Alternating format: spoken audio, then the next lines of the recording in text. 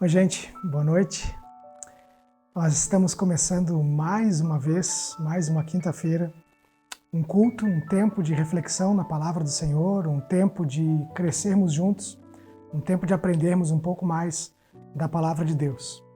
Se você está chegando aqui hoje pela primeira vez, nós somos a Igreja Batista em Rio Grande e nós estamos falando nesse momento sobre desenvolvimento espiritual. Nós acabamos de encerrar uma série de mensagens sobre relacionamento discipulador. E nós focamos, durante 2 meses, durante 8 quintas-feiras seguidas, nós focamos nesse assunto, sobre como nos relacionarmos com as pessoas, entendendo que todos são amados por Jesus, todos são chamados por Ele, todos têm a porta aberta para a salvação. E que é nossa responsabilidade, como alguém que já foi alcançado por Jesus, é nossa responsabilidade alcançar pessoas. E entendemos que a melhor maneira de fazer isso é através dos nossos próprios relacionamentos. Entendemos que Cristo Jesus já nos colocou em ambientes, em contato com pessoas, tendo vínculo com pessoas, tendo bons relacionamentos, para que dessa maneira a gente consiga compartilhar a nossa fé, a gente consiga levar adiante a mensagem de salvação. E agora nós estamos falando sobre desenvolvimento espiritual, algo que vai nos ajudar a crescer, a nos aproximar mais daquilo que Cristo espera de nós, na nossa vivência, e também, dessa forma, ajudar outras pessoas. Então você que na semana passada assistiu o primeiro estudo dessa série Desenvolvimento Espiritual, que está com a gente hoje aqui, que vai continuar nos próximos estudos, você tem uma ferramenta não só para te ajudar, não só para fazer você crescer, mas também para fazer outras pessoas crescerem no conhecimento de Jesus. Cristo, quando deixou para a igreja, para nós, seus discípulos, uma missão, a missão de levar adiante o seu ministério, o ministério dele, ele nos disse para irmos por todo mundo, batizando as pessoas em nome do Pai, do Filho e do Espírito Santo e ensinando-as a obedecer. Obedecer tudo aquilo que Cristo ensinou. Então, através desses encontros de quinta-feira, você vai ter ferramentas para que você cresça espiritualmente e para que você ajude outras pessoas a crescerem. Ou seja, você sendo usado por Deus para fazer outras pessoas aprenderem a obedecer. Porque essa é a nossa missão. A nossa missão é ensinar a obedecer, é levar outras pessoas a conhecerem o Evangelho da salvação e obedecerem tudo o que Cristo ensinou. Essa é a missão da igreja, essa é a minha missão, essa é a sua missão. É por isso que nós estamos aqui. Então, pensar em relacionamentos discipuladores, que foi o nosso último tema, e pensar no desenvolvimento espiritual é algo que nós precisamos, e precisamos, ao viver assim, levar essa mensagem adiante a outras pessoas, ok? Então, quero ver com você um pouquinho daquilo que nós vimos na semana passada, aquilo que nós estudamos juntos. Você vai acompanhar nessa tela aqui agora e eu aqui vou estar junto com você, relembrando um pouquinho daquilo que nós vimos e depois levando adiante esta mensagem, ok? Esta reflexão. Mas na semana passada, então, nós iniciamos esse tema, desenvolvimento espiritual, e nós começamos com uma pergunta, Nós fizemos uma pergunta. A pergunta é, se você pudesse dar uma nota de 0 a 10 para a sua vida com Deus, qual seria? Que nota você daria de 0 a 10? Você fez esse exercício na semana passada, pensando aí no teu relacionamento com Deus, que nota você daria de 0 a 10 para o teu relacionamento com Deus? Depois nós fizemos a pergunta, E se Deus, se fosse perguntado para Deus, qual seria a nota que Ele daria para você? Que nota, qual seria a nota que Deus daria para você? Muitas vezes a gente vive as nossas vidas em extremos diferentes com relação a isso. Alguns muito abaixo da maneira como Deus as vê, outros muito acima. Alguns vão olhar para suas próprias vidas e vão dizer assim, nossa, mas eu sou tão pequeno, eu sou tão falho, tão pecador, e eu não consigo atingir o que Deus quer. Então eu acho que minha nota deve ser 2, 3, 1. Alguns vão dar 0, mas como alguém já disse, na semana passada a gente estava conversando sobre isso com o nosso pequeno grupo, Você lembra? Às quintas-feiras eu estou reunido presencialmente com um pequeno grupo de futuros líderes, pessoas que vão me ajudar a igreja a implantar esse ministério de pequenos grupos. Então, na quinta-feira, reunido com eles, eu fiz essa pergunta, né? Eles estão estudando a mesma coisa que você, e aí eu fiz essa pergunta e alguém disse assim, olha, 0 é um incrédulo, 10 se sente um serafim alado, né? Mas alguns vão realmente olhar para suas vidas e dizer assim, nossa, eu estou muito aquém, muito abaixo daquilo que Deus almeja para a minha vida. Outros vão olhar e vão pensar assim, não, mas eu estou indo muito bem. Eu não mato, não roubo, eu não adultero, eu leio a Bíblia todos os dias, eu faço tudo que tem para fazer, então eu devo estar lá, num 9, quase chegando num 10. E de repente Deus está olhando e dizendo, filho, calma aí, não é para tanto, você deve estar lá com 5 ou 6 no máximo. Alguns que olham para si e se menosprezam, acham que estão com 1, com 2, Deus está dizendo, filho, calma, não é assim, não se cobra tanto, você deve estar lá com 7 ou 8. Então entende que às vezes a gente não tem a mesma noção de que Deus tem sobre a nossa própria vida. Então presta atenção nisso. Mas qual seria, pensa de novo rapidinho aí, qual seria a nota que Deus te daria? E na semana passada a gente pensou um pouquinho, né? Nós olhamos primeiro para Hebreus, quando fala a respeito do tempo decorrido, depois olhamos para esse texto de 1 João 2, 12 a 14. Você pode ler depois com calma novamente o texto. Mas esse texto nos leva a refletir e a pensar sobre o nível, né, que nós estamos. Primeiro eu perguntei para você, pedi para você se dar uma nota. Depois, se você puder pensar em estágios, né, baseado aqui nesse texto de 1 João, os estágios aí do teu relacionamento com Deus, na tua vida com Deus. E aí nós vimos isso aqui, né? Esses 3 estágios lá de 1 João, falando de filhinhos, depois falando de jovens, depois de pais. O texto de 1 João não é destinado para quem de fato é filho, para quem está na juventude ou para quem já é pai.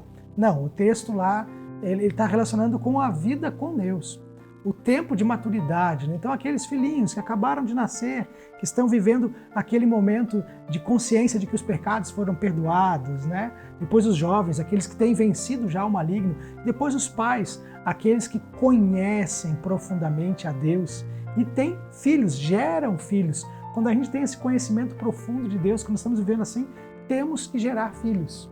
Então, queridos, né, você viu isso semana passada, eu quero que você dê uma olhadinha mais uma vez lá a respeito desse texto, né, o texto de 1 João, vou voltar aqui para você, 1 João, capítulo 2, versos 12 ao 14. Então dá uma olhadinha nisso, porque esse texto foi da semana passada, ele vai te abençoar bastante. Agora, indo para frente, continuando o que eu quero falar com você hoje, né, eu quero fazer mais uma pergunta. E a pergunta de hoje é o que mais atrapalha o meu relacionamento com Deus? Faz essa pergunta para você mesmo. O que é que mais tem atrapalhado o teu relacionamento com Deus? Se você se deu lá um 8 de nota, o que é que está faltando para você chegar no 9, 9,5, né? 10 a gente não vai chegar aqui. Entendemos isso. Mas se você entende que você está vivendo um 8 ou um 7, o que tem impedido você de chegar no 9? Se você está vivendo lá um 3, 4, se essa foi a nota que você se deu, o que impede você de chegar no 5, 6 ou 7? O que é que mais atrapalha o teu relacionamento com Deus? Pensa um pouquinho sobre isso. E aí eu quero falar sobre algumas coisas que eu creio que afetam, né, o nosso relacionamento com Deus. Eu digo nosso por quê? Porque eu consigo avaliar a minha vida, muito do que eu vou falar aqui tem a ver comigo, com a minha vivência, mas tem a ver também com a minha vivência no contato com pessoas, né, no dia a dia com pessoas, aconselhando pessoas, ouvindo as dificuldades de pessoas. Então, tem um pouco dessa vivência pastoral aqui também. Então, queridos, né, vamos lembrar rapidamente aqui de Gênesis, capítulo 3. É o texto que narra a queda do ser humano, né? Então o ser humano foi criado por Deus, a sua imagem e semelhança, foi criado em perfeição. Gênesis capítulo 3 mostra que o ser humano pecou, né? Caiu da graça, caiu da presença de Deus, né? O ser humano pecou. E ali em Gênesis 3 narra uma pergunta que Deus faz até hoje para todos nós.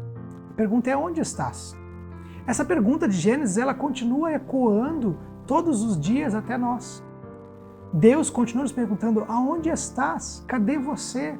Então Deus, ele tem essa intenção de se relacionar conosco, e nós, né, o nosso relacionamento com Deus, ele vai, às vezes, vivemos dias talvez de um 8, daqui a pouquinho a gente está vivendo uma fase ruim da vida, estamos lá em 3, e Deus continua perguntando: filho, aonde estás? Quero me relacionar contigo. Então, queridos, essa pergunta de Gênesis, ela ainda ecoa e tem tudo a ver com a primeira coisa que eu creio que atrapalha, né, o nosso relacionamento com Deus, que é o pecado. Então, Gênesis capítulo 3 mostra como todos nós nos tornamos pecadores. Já nascemos assim. Eu estava fazendo um discipulado com um casal que acabou de se converter e já na primeira lição, eu perguntei para eles assim, olha, eu passei um material de estudo para eles, um material que mostra que todos somos pecadores, já nascemos assim afastados de Deus. E eles chegaram para mim assim, foi uma surpresa saber disso. Eu perguntei aí, o que vocês acharam? Leram o material? Foi uma surpresa saber disso. Não imaginava que todo mundo já nascia assim. Eu olhava e achava que algumas pessoas, não, aquela pessoa ali é boa, ela se esforça. Mas na verdade todo mundo nasceu afastado de Deus por causa desse pecado narrado lá em Gênesis capítulo 3. Por causa desse pecado de Gênesis, todos nós nascemos afastados de Deus. Então uma coisa que afeta o nosso relacionamento com Deus é o pecado. E aqui, queridos, eu quero falar sobre o pecado no sentido de que o pecado é aquilo não só o pecado o qual já nascemos com ele, esse estado de pecado, mas o dia a dia, os pecados cometidos diariamente. Você que é membro da igreja, você que está me acompanhando nesses 5 anos e meio já praticamente aí de ministério aqui na igreja, sabe que eu já falei muitas vezes sobre isso, sobre a diferença entre pecado no singular e pecados no plural. Pecado no singular, tem a ver ali com o nosso estado ao qual nascemos. Diante de Deus, esse é o nosso estado. E pecados no plural tem tudo a ver com o nosso dia a dia, com as falhas que nós vamos cometendo, os pecados que cometemos diariamente. Até aqui, na verdade, eu deveria ter colocado aqui na tela pecados, no plural, porque é sobre isso que eu quero falar. O nosso relacionamento com Deus é afetado, eu estou levando em consideração que você, que já iniciou, já deu um start do teu relacionamento com Deus. Você que está vivendo isso, você que já é salvo, você que já é discípulo de Jesus, o que atrapalha o teu relacionamento com Deus? São os pecados, é o dia a dia. São aquelas situações que você vai vivendo diariamente. E aqui, queridos, eu não quero falar sobre aquelas situações, me permita dizer, escrachadas. Aqueles pecados que todo mundo vê, aqueles pecados aparentes. Mas o pecado que ele é invisível, esse pecado tem afetado e atrapalhado muitas pessoas no seu relacionamento com Deus. Então eu queria pensar rapidamente aqui um pouquinho, porque se você é o tipo de pessoa que Deus está te dando um 6 e você se dá um 8, você é o tipo de pessoa que provavelmente você não enxerga os pecados como eu vou narrar aqui. Talvez você esteja dizendo, não, isso não é para mim. O pecado não é um problema para mim. Eu não estou fazendo nada de errado, eu não estou aqui adulterando, não estou roubando, nada disso. Então, o pecado não é um grande problema para mim, eu levo uma vida santa. Mas para um pouquinho para pensar, Aqui eu já botei no plural, os pecados, A dureza de coração. Quando Deus, a palavra está ali mostrando para você o que você deve fazer, você endurece o coração e diz, não, vou fazer do meu jeito. Isso é pecado. Um coração duro não é só aquele coração que resiste à obra de salvação, mas aquele coração duro é aquele que não quer mudar, que não se deixa moldar pelo Senhor, aquele que não quer obedecer. Isso é um coração duro. O que mais? A inveja. Olha os pecados invisíveis aí, Inveja é uma coisa que normalmente não aparece. Você vê uma outra pessoa prosperando, uma outra pessoa tendo uma família abençoada, uma outra pessoa, um vizinho, um amigo, um parente, um familiar tendo uma vida ali abençoada por Deus, você olha, mas ele não merece isso, quem merecer sou eu. Olha o quanto eu me esforço. Você pode ser que não fale isso, mas lá no coração existe a inveja. Então, queridos, são pecados silenciosos que afetam o nosso relacionamento com Deus, que atrapalham, que dificultam a nossa vida devocional, porque a gente vai diante de Deus com essa sensação de que não temos pecados nenhum e estamos cheios de pecado escondido lá dentro. Que mais? Orgulho. Outro pecado silencioso que não aparece assim claramente. Eu faço melhor isso. Aquilo lá que deram para aquela pessoa fazer isso, eu faço melhor. Se tivesse me chamado para fazer isso, eu faria melhor. Orgulho. O orgulho está ali presente. Então presta atenção nisso. Muitas vezes o nosso orgulho se expressa dessa maneira, quando você olha assim, mas eu deveria estar lá naquele grupo. O pastor não me convidou para fazer parte dos líderes de pequeno grupo. Eu devia estar lá. Fulano está lá, nem sei porquê. Orgulho. Cuidado com isso. Então presta atenção, porque é um pecado silencioso que vai afetando a tua vida. A preguiça. Queridos, eu estou falando aqui, assim, pecados aparentemente sem uma correlação entre eles, mas a preguiça. Às vezes Deus está ali te chamando, filho, vamos lá, vamos caminhar comigo, vamos aprofundar o nosso relacionamento, se dedica um pouquinho mais, mas você fica lá na sua zona de conforto. tá tudo bem, não preciso me esforçar muito, continuo indo na igreja, ou assistindo aqui do meu sofá de casa, né? A igreja está em movimento já, tem gente nova chegando e você nem sabe, porque está de preguiça na sua zona de conforto, apenas acompanhando a igreja online, né? O online você tem na quinta-feira, né? Um dia como hoje, onde você, né, pode acompanhar online, durante a semana, as pessoas estão realmente se deslocando menos à noite, está mais perigoso, tudo bem, ok, a igreja está proporcionando isso para você. Mas domingo a gente tem culto presencial de manhã, tem culto presencial à noite, você poderia estar lá, porque você pensa assim, não, mas aqui de casa eu consigo adorar. Ok, é verdade, mas aí da sua casa você não consegue se relacionar com pessoas, aí da sua casa você não consegue conhecer um tanto de gente nova que tem na nossa igreja, de pessoas recém-convertidas ou em processo de conversão, que precisam da sua amizade, precisam do seu apoio. De repente você está aí, não, para mim é mais cômodo ficar aqui. Vou na igreja uma vez por mês quando tem ceia. Aliás, domingo agora tem ceia, né? Domingo que vem tem ceia. Então presta atenção nisso. Mas percebe? A preguiça às vezes atrapalha o nosso relacionamento com Deus. A cobiça, quando você quer aquilo que o outro tem, é aquilo que ele tem, é que eu quero. Né? Você quer estar lá, você quer receber aquilo que o outro tem. Né? Você não está satisfeito apenas com aquilo que Deus te deu, mas você está dizendo, não, eu quero chegar lá, eu quero ter aquilo que ele tem também. Procura inveja, procura, né, cobiça dos bens alheios, né? Ou da família alheia. Se a minha família fosse igual a do fulano, as coisas seriam diferentes. Percebe? Às vezes a gente está ali cobiçando as coisas dos outros. Queridos, desobediência. Desobediência declarada, às vezes está escondido. As pessoas não estão vendo, mas você declaradamente está diante de Deus o desobedecendo. Deus está dizendo, olha, vai abençoar pessoas, vai ofertar, vai dedicar o teu tempo, vai servir em algum ministério, vai sair da sua casa e vai pregar a palavra para alguém, e você está ali só vivendo ou na zona de conforto, ou até mesmo na simples desobediência. Diz assim, não, prefiro não fazer nada, prefiro ficar aqui na minha e assim eu vou. Então percebe? Eu relacionei aqui apenas, né, 6 pecados, 6 coisinhas que vão afetando a gente. Então toma cuidado com isso, ok? Segundo lugar, queridos, o que mais atrapalha o meu relacionamento com Deus? Má gestão do tempo. Pessoas que não estão cuidando bem do próprio tempo, não estão administrando bem o próprio tempo, não estão gerindo bem o próprio tempo. Olha, queridos, em dias como esse que nós vivemos, todos nós somos muito atarefados. Seja você um jovem que está na universidade, seja você um aposentado. Você é cheio de tarefas. Você é aposentado, você tem que cuidar da casa, tem que fazer compras, tem que ir ao supermercado, tem que ir na farmácia, tem parentes para visitar, tem coisas para resolver e assim vai. Aí por diante, não para. Não para. Então, todos nós somos atarefados. Agora, nessa correria do dia a dia que nós vivemos, uma coisa a gente precisa levar em consideração.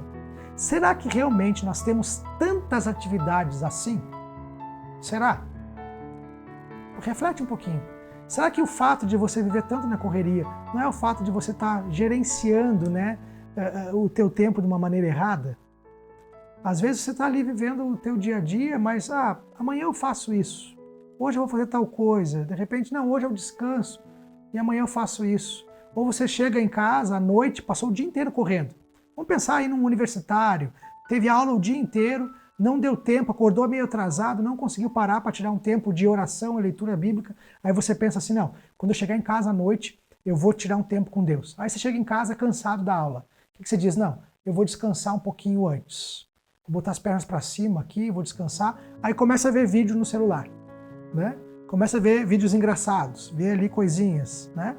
Daqui a pouquinho o tempo está passando, e você ficou ali quando vê, nossa, tá tarde, tô caindo de sono. Ou chegou em casa e foi ver uma série, né? Ligou a televisão, ligou, né, a internet, foi ver uma série, foi ver alguma coisa. Aí você tá lá na sua, deitado, né? E aí daqui a pouquinho, puf, pegou no sono. Tá gerenciando mal o próprio tempo. É preciso observar isso, prestar atenção, né? Então, queridos, uma coisa para a gente aprender. Tempo é questão de prioridade. Presta atenção comigo aqui, olha só. Imagina você que você diz assim, olha, eu gostaria de acordar um pouco mais cedo para poder ler a Bíblia, para poder orar, para poder ter um tempo com Deus, um tempo de qualidade. Gostaria de fazer isso de manhã cedo, mas eu não consigo acordar cedo. Eu faço de tudo, eu não consigo acordar, eu já acordo meio atrasado, já acordo em cima da hora. Uma pergunta aqui. Se você tiver que viajar, tiver que pegar um ônibus ou um avião, tem que estar no aeroporto às 5 da manhã, você vai se atrasar? Você vai conseguir levantar cedo? Sim, porque é sua prioridade, você tem que viajar. Imagina que você vai estar, saindo de férias. Olha, tem que, 5 da manhã eu tenho que pegar um ônibus para ir para Pelotas ou para Porto Alegre, pegar um avião, porque eu vou sair de férias, vou viajar, vou visitar meus familiares. Você vai usar como desculpa isso? Não, eu não vou sair para viajar, não vou pegar a passagem tão cedo, porque eu não consigo acordar cedo. Não, você vai levantar cedo. Você levanta cedo para ir para o trabalho. Se o teu chefe disser assim, olha, amanhã você precisa chegar 1 hora mais cedo. Amanhã eu preciso de vocês aqui 1 hora mais cedo para a gente ter uma reunião. Você vai se atrasar? Você vai levantar 1 hora mais cedo e vai. Então, queridos, tempo é questão de prioridade. Se você quer dedicar mais tempo a Deus, mas você não está gerenciando o teu tempo, lembra disso. Tá gerindo mal o teu tempo, lembra disso. Lembra que se você tiver um compromisso, do trabalho, ou uma viagem para fazer, ou se você estiver aqui no médico, uma consulta médica, olha, o médico disse, olha, eu posso atender você amanhã às 7 horas da manhã, você vai ter que levantar às 6 horas para chegar no médico às 7. Você vai perder essa consulta? Não, você não vai. Você precisa da consulta, porque ela é uma necessidade para você. A mesma coisa, queridos, é o nosso tempo com Deus, é o nosso relacionamento com Deus. Se você quer dedicar mais tempo ao Senhor, se você quer melhorar o teu relacionamento com Deus, se você quer subir de nível, sair de filhinho para jovem ou para pai, você precisa ter como prioridade isso. Nenhum de nós, por mais que tenhamos um dia inteiro de muita correria, de muitos compromissos, nenhum de nós passa um dia inteiro sem comer, a menos que esteja fazendo jejum. Mas se não for o caso, você dá um tempo na sua agenda, tirar um tempinho para comer alguma coisinha. Talvez não seja aquela refeição como eu gostaria, mas você diz assim, não, eu não posso ficar sem comer. Por que a gente acha que pode ficar sem se alimentar espiritualmente? A gente passa o dia inteiro na correria, sem pensar em Deus, sem falar com Deus, sem buscar Ele. Claro que às vezes, na correria do dia a dia, não dá para você separar lá meia hora, 40 minutos, 1 hora de oração e estudo bíblico. Você está numa correria que de repente você não consegue naquele dia fazer isso. Mas se você não consegue fazer isso todos os dias, que tal lançar a meta de fazer isso 1 vez por semana? Eu duvido que 1 vez por semana você não tenha 1 hora no teu dia para dedicar. Talvez você está aí assustado, eu vou ter que acordar agora mais cedo, já acordo 6 horas, vou ter que acordar 5h30. Tudo bem, não vai ser todos os dias. Dedica então um dia na sua semana para fazer isso. A má gestão do tempo afeta o nosso relacionamento com Deus. É uma questão de prioridade. Faça um exercício agora você aí, onde você estiver, ou separa um tempo depois para fazer isso com calma, mas quais são as suas prioridades? Faça esse exercício. Coloca aí as suas 5 prioridades. Obviamente, Deus tem que estar em primeiro lugar. Mas qual é a tua segunda prioridade? É a tua família? É a tua carreira? São os teus relacionamentos, os teus amigos? É a tua saúde? Coloca aí, faz uma relação de quais são as suas prioridades. Deus tem que estar em primeiro lugar, depois a sua família, o seu casamento, os seus filhos, dependendo da sua situação. Daqui a pouco a sua faculdade, o seu trabalho, a sua carreira. Talvez você esteja hoje numa fase de fazer a carreira impulsionar. Está na fase da faculdade, agora é hora de estudar, isso é uma prioridade para você. Mas não pode ocupar o lugar de Deus. Então faz isso, coloca aí essa relação com as 5 prioridades da sua vida e dá uma olhadinha na tua agenda. Vê se a tua agenda está condizente com essas prioridades. Vê se na tua agenda você tem dedicado tanto tempo, por exemplo, para aquilo que está lá em terceiro lugar. De repente você está lá, Deus, família, meus relacionamentos. Minha carreira, melhor dizendo. Deus, família, minha carreira. Mas de repente você gasta 95% do teu tempo, todos os dias, dedicado à tua carreira e não à tua família nem a Deus. Claro que existem momentos, existem fases da vida que a carreira, que os estudos vão precisar de um gás. Mas será que não é hora de analisar a agenda e dizer assim, para aí, alguma coisa precisa mudar? Se isso é minha prioridade, por que eu não dedico tempo para isso? Se você fizer isso, você vai conseguir ter uma visão um pouquinho melhor de como você tem dedicado a sua vida para aquilo que realmente é prioridade para você. Agora, Deus é prioridade? Então, coloca Deus realmente em primeiro lugar. Ok? Então, lembre-se, tempo é questão de prioridade, ok? Faz aí a tua relação de prioridades para a tua vida. Tempo, então, é uma questão de prioridade. Analisa a sua agenda, né? Identifica os espaços de procrastinação. Aqui é uma dica, né? Algumas dicas para você. Faz essa análise da agenda, como eu falei. Depois identifica os espaços de procrastinação. Sabe aqueles momentos do dia em que você fica deixando para depois? Ou determinados assuntos que você vai deixando para depois?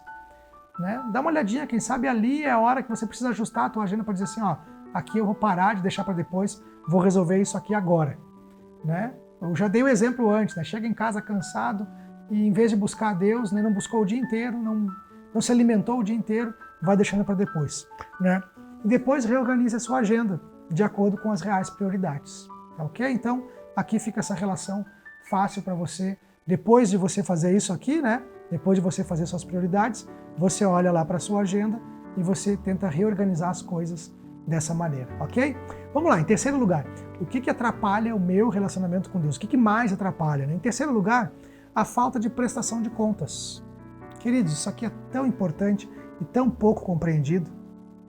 Algumas pessoas dizem, não, mas eu não tenho que prestar contas da minha vida para ninguém. Isso não é verdade. A Bíblia nos ensina a prestar contas. A Bíblia nos ensina a ter pessoas que andam conosco. Nós agora estamos lendo Atos, estudando Atos como igreja, e a gente está vendo agora nas viagens missionárias, fica muito evidente isso, os companheiros de viagem, pessoas que andavam juntas. E aí, quando de repente há crises ali, a irmã Isabel falou sobre isso semana passada, citou a respeito de problema lá com João Marcos, e João Marcos então é deixado de lado na viagem, Lucas acompanha ele, Paulo resolve não tê-lo consigo nas viagens missionárias. Então, queridos, é preciso ter pessoas que possam a quem prestar contas, pessoas a quem dizer assim, olha, para aí, tem um problema aqui, tem um erro a ser corrigido. Então, muitos de nós vivemos a nossa vida e ficamos ali, como a gente diz, patinando na vida com Deus, sem andar para frente, porque a gente não está prestando contas para ninguém. Não tem ninguém para revisar nossas escolhas. Não tem ninguém para dizer assim, ó, vem cá, quanto tempo você está gastando com Deus na tua semana? Aí a gente apresenta para a pessoa e diz, olha, isso aqui tem que mudar. Mais uma coisa que a irmã Isabel falou domingo, se a gente quer resultados diferentes, a gente tem que agir diferente, a gente tem que mudar.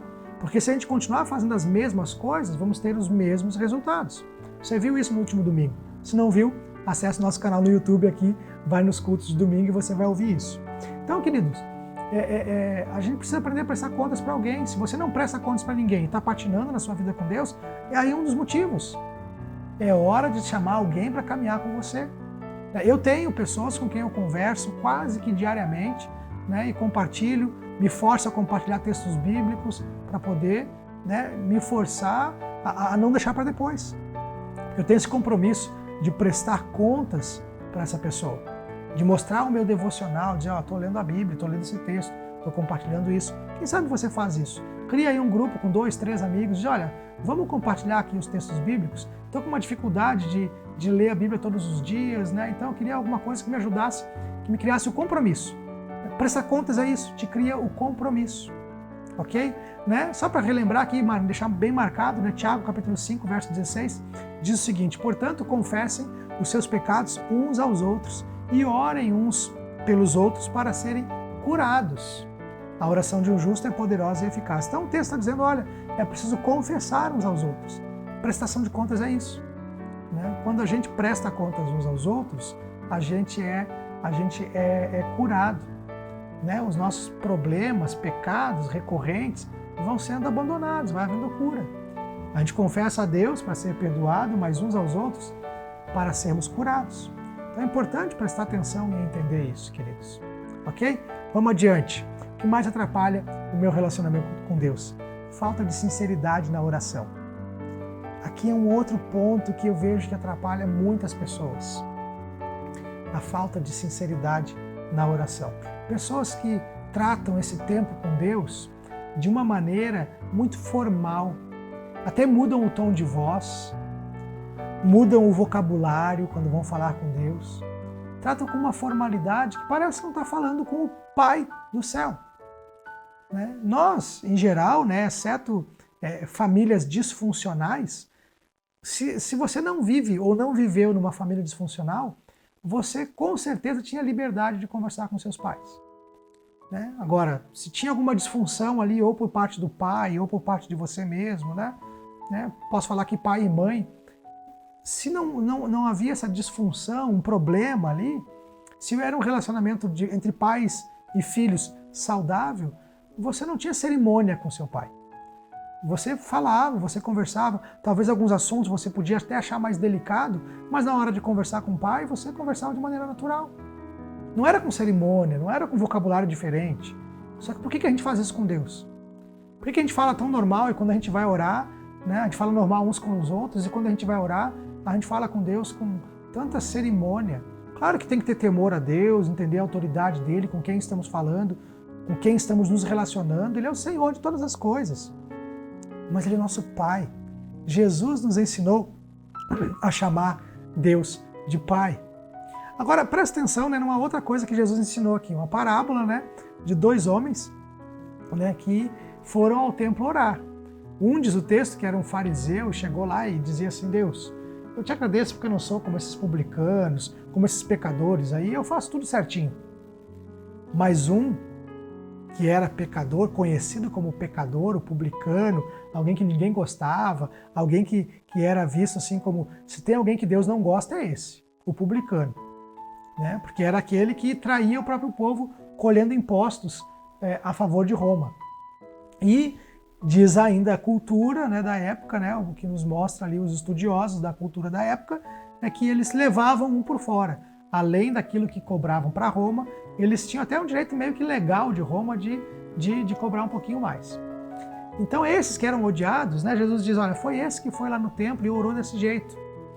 Olha o que diz o texto aí: mas o publicano ficou à distância, nem chegou, se ousou a se aproximar, né? Ele nem olhava para o céu, mas batendo no peito dizia: Deus, tem misericórdia de mim que sou pecador. Olha a sinceridade aqui. O outro dizendo a Deus, olha, leia esse texto, eu trouxe só esses versículos, mas leia o contexto todo dessa parábola que Jesus conta. Jesus está falando ali sobre aquela pessoa que se acha um super crente. Não, eu não roubo, eu não mato, eu não faço isso ou aquilo, não estou adulterando. Aquele lá que é pecador, né? Eu não sou, né, como aquele homem lá. Eu sou diferente.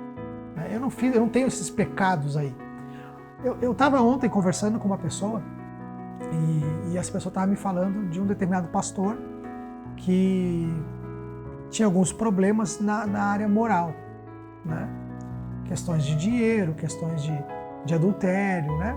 Isso acontece, né? Infelizmente acontece com todos em todas as classes, em diferentes classes, de profissões e tudo mais, e acontece também com pastores. Mas essa pessoa estava me falando a respeito desse pastor. Bom, é sempre chocante ouvir isso, mas eu não posso olhar para aquela pessoa e dizer assim, eu sou melhor do que ele. Não, de maneira nenhuma. Deus amou ele da mesma maneira que me amou. E eu sou sujeito a cair nos mesmos erros e pecados que aquela pessoa. Então eu não posso dizer assim, Deus, te agradeço porque eu não cometi aqueles pecados que aquele homem lá pecou. Não, eu estou com o meu casamento em ordem, minhas finanças estão em ordem, então, Deus, obrigado porque eu sou um super crente. Negativo. A nossa oração tem que ser sincera a ponto de dizer, Deus, tem misericórdia de mim, eu sou muito pecador. Aquele lá, coitado, pecou, mas Deus, os meus pecados só são diferentes do dele. Eu sou muito pecador. A gente tem que ter essa consciência. Essa falta de sinceridade na oração nos afasta de Deus. Não permite que a gente desenvolva um relacionamento saudável com Ele. Porque o que acontece? A gente acaba vivendo essa fachada e Jesus está dizendo assim, olha, enquanto você não tirar a máscara, enquanto você não for verdadeiro comigo, eu não tenho como me aproximar. Eu não tenho como trazer você para perto, porque como é que eu vou me relacionar com essa máscara que você está apresentando, com essa fantasia que você está vestindo, com esse outro ser que você está me apresentando? Não, eu tenho relacionamento com o filho que eu criei, com o filho que eu amei, não com esse ser que você está me apresentando aí, que não é verdadeiro. Por isso que muitos de nós, pela falta de sinceridade na oração, não conseguimos ter um relacionamento saudável com Deus, nos aproximar mais de Deus e crescer espiritualmente, amadurecer espiritualmente. Temos que quebrar isso para poder viver um relacionamento profundo com Deus. Queridos, avançando, né? Um último detalhe aqui, uma última coisa que atrapalha a vida de muitas pessoas é a falsa sensação de saciedade, a falsa sensação de que está tudo bem. Pode ser causado por esse sentimento de que eu sou, ok, está tudo bem comigo, eu não cometo aqueles pecados lá, mas tem uma outra situação também, que é aquela sensação de você já estar alimentado, né? E eu costumo dizer o seguinte, quando a gente está com muita fome, imagina você passou o dia inteiro fora de casa, correndo, fazendo um monte de coisa, não teve tempo de ter uma refeição decente.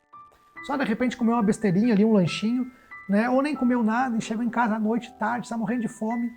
Não tem uma janta pronta, não tem ali uma refeição balanceada, pronta, adequada para você jantar. Chegou em casa à noite, tarde, cansado e com muita fome. O que você faz? Normalmente, a pessoa vai lá e come qualquer besteira. Ah, tem um pedaço de pão ali, vai lá e faz um pãozinho, ou pede um lanche. E aí a gente sacia a nossa fome, mas a gente não se alimenta adequadamente. A gente não está se nutrindo de verdade. Espiritualmente acontece a mesma coisa. Às vezes a gente está tendo uma falsa sensação de saciedade porque eu ouço um monte de mensagem no YouTube. Porque eu abro meu Spotify lá, os aplicativos de podcasts e tudo mais, estou ouvindo mensagem o dia inteiro. Mas eu estou aqui correndo, fazendo um monte de coisa e tem alguma coisa tocando no meu ouvido. Ou eu nem estou indo na igreja, estou me satisfeito lá com os vídeos pela internet.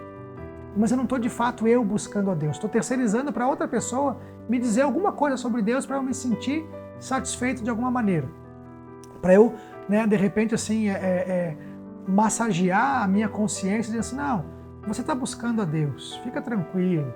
Não precisa de mais nada não, tá bom assim. Lembra do filho pródigo? O filho pródigo, eu trouxe de novo só um versículo, leia toda a parábola de Lucas 15, mas o versículo 16 diz que ele desejava encher o estômago com as vagens de alfarrobeira que os porcos comiam, mas ninguém lhe dava nada. Os porcos estavam comendo só a alfarroba, que é aquela vagem que não tinha nenhum poder nutricional, Pelo menos na época não se sabia dos poderes nutricionais da alfarroba, então se dava alfarroba para os porcos quando não tinha mais nada para dar, porque era alguma coisa só para encher barriga, só para o porco não ficar morrendo de fome. Então dava alguma coisa ali para encher a barriga. E esse jovem aqui, ele está com tanta fome que ele sente vontade de comer aquela comida. Espiritualmente falando, quando a gente está com tanta fome, às vezes uma comida ruim, de baixa qualidade, que não vai realmente nos alimentar, nos nutrir de verdade, deixa a gente satisfeito. E a gente tem essa falsa sensação de saciedade.